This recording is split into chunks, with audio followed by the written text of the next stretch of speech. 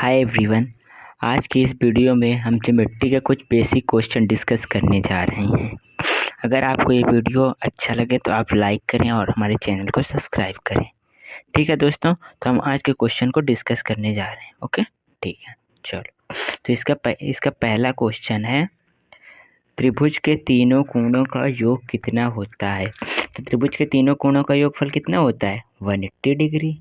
त्रिभुज के तीनों कोणों का योग 180 डिग्री होता है, तो ऑप्शन बी करेक्ट हो जाएगा। नेक्स्ट क्वेश्चन पे आते हैं। तो इसका नेक्स्ट क्वेश्चन है, किसी समबाहु त्रिभुज के सभी कोण होते हैं। समबाहु त्रिभुज मतलब सभी भुजाएं बराबर।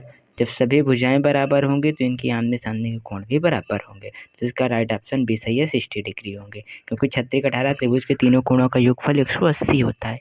ठीक है, हम नेक्स्ट क्वेश्चन पे आते हैं। वृत्त की परिधि का सूत्र क्या होता है? वृत्त की परिधि का सूत्र होता है 2πr। वृत्त की परिधि का सूत्र क्या होता है? 2πr। तो ऑप्शन फर्स्ट करेक्ट हो जाएगा। नेक्स्ट क्वेश्चन पे आते हैं।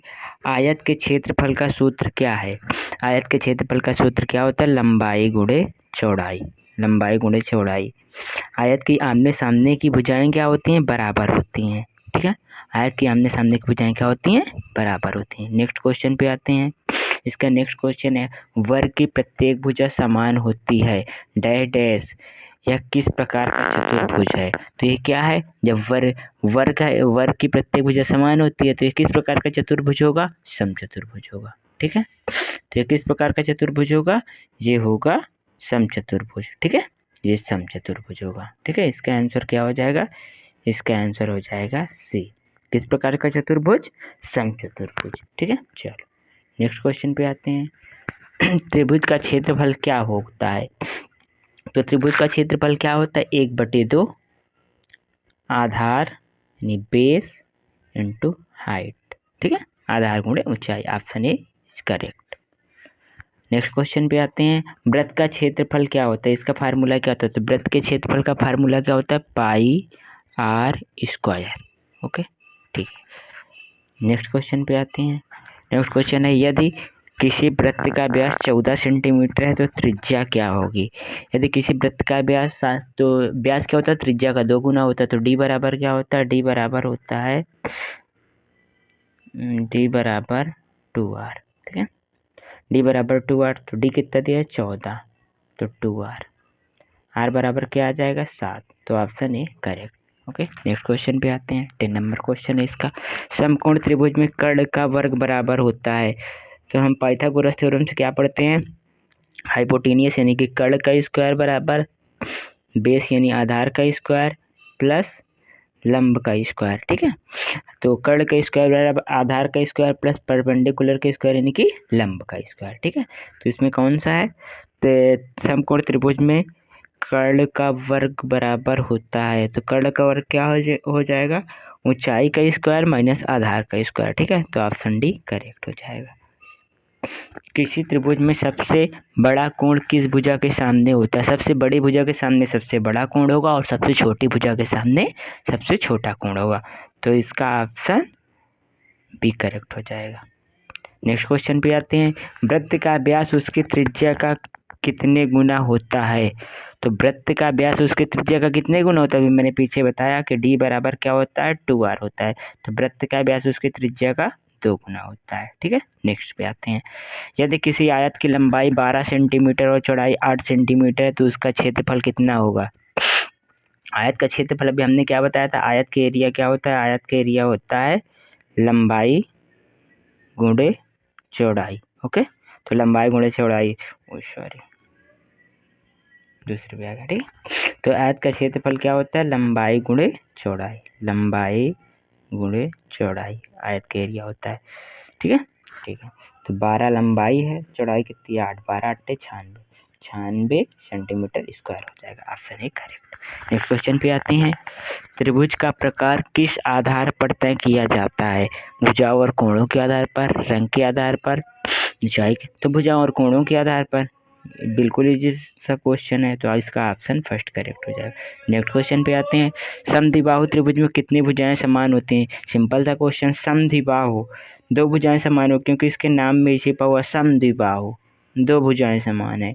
इसकी क्या दो भुजाएं समान है, ऑप्शन बी करेक्ट हो जाएगा। ठीक है, अब समबाहु समद्विबाहु त्रिभुज कैसे बनता है, ये इसकी ये दो भुजाएं बराबर हैं और ये अनइक्वल है। ठीक है, नेक्स्ट क्वेश्चन पे आते हैं, किसी त्रिभुज के बाह्य कोणों का योग कितना होता है।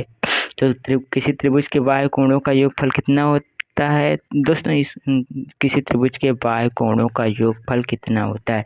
तो किसी भी त्रिभुज के बाह्य कोणों का योगफल कितना होता है, त्रिभुज के आंतरिक कोणों का योग 180 होगा और पूरा 360 होता है। जैसे देखो, जैसे दिखाते हैं ये त्रिभुज, अब इसके त्रिभुज के तीनों कोणों का योगफल तो 180 हो जाएगा, और अगर पूरा बात करें 360 हो जाए, तो 360 में से अगर हम 180 माइनस कर देंगे कितना बचेगा, 270। तो इसका करेक्ट ऑप्शन क्या हो जाएगा, करेक्ट ऑप्शन सी हो जाएगा, 270 होगा। ठीक है, नेक्स्ट क्वेश्चन पे आते हैं, यदि किसी वृत्त की परिधि 44 सेंटीमीटर है तो उसकी त्रिज्या क्या होगी। वृत्त की परिधि का फार्मूला क्या होता है, 2πr।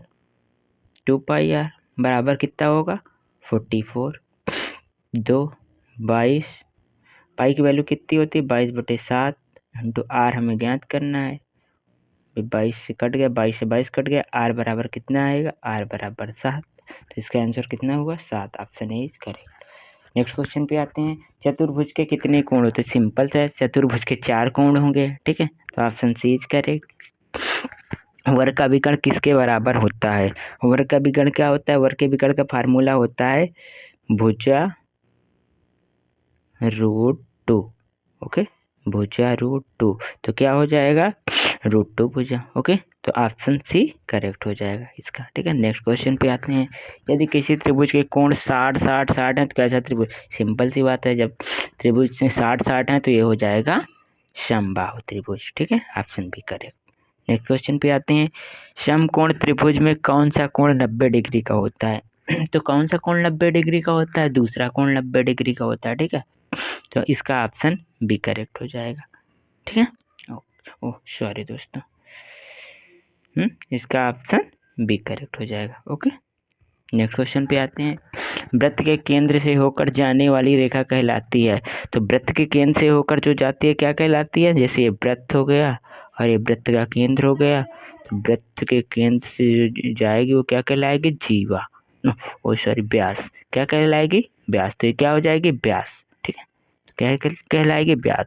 अब जो वृत्त के केंद्र से नहीं जाती, जैसे वृत्त के केंद्र से नहीं जाती ये, तो ये क्या हो जाएगी, ये हो जाएगी ओ जीवा। ठीक है, ये हो जाएगी जीवा। ओके, नेक्स्ट पे आते हैं, वृत्त की सबसे बड़ी जीवा कौन सी होती है। तो वृत्त की बड़ी, व्यास भी एक प्रकार की जीवा है। तो वृत्त की सबसे बड़ी जीवा कौन सी होगी, व्यास, option B is correct. Next question पे आते हैं, यदि किसी वृत्त की भुजा 10 सेंटीमीटर है तो उसका क्षेत्रफल कितना होगा। यदि किसी, तो वर्ग के क्षेत्रफल का फार्मूला क्या होता है, भुजा स्क्वायर।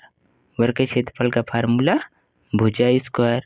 तो हम भुजा स्क्वायर करेंगे, 10 हममा कितना हो जाएगा, 10 के स्क्वायर करेंगे तो 100 सेंटीमीटर स्क्वायर, तो option D correct. Next question पे आते हैं, त्रिभुज में यदि दो कोण बराबर हो तो तीसरा कोण क्या कहलाता है। यदि दो कोण बराबर हो तो तीसरा कोण क्या कहलाएगा, विषम समान कोण, विषमभुज नहीं, समकोण तो होगा नहीं। त्रिभुज में यदि दो कोण बराबर हो तीसरा कोण क्या कहलाएगा, नहीं, समकोण तो हो ही नहीं, कोई जिक्र ही नहीं हुई है। विषम कोण, यस विषम कोण होगा, क्या हो जाएगा, विषम कोण। Okay, option B is, option B, तो इसका ऑप्शन बी इज करेक्ट हो जाएगा, क्या हो जाएगा, विषम कोण। ठीक है दोस्तों, तो आज हम यहीं तक रहते हैं दोस्तों। अगले वीडियो में एसएससी सीएचएस के जितने हार्ड क्वेश्चन पूछे गए हैं एसएससी में जितने भी, उनको सब डालने वाला हूं। अगर दोस्तों वो वीडियो आपको चाहिए तो आप इस वीडियो को सब्सक्राइब करें, लाइक करें। Thank you.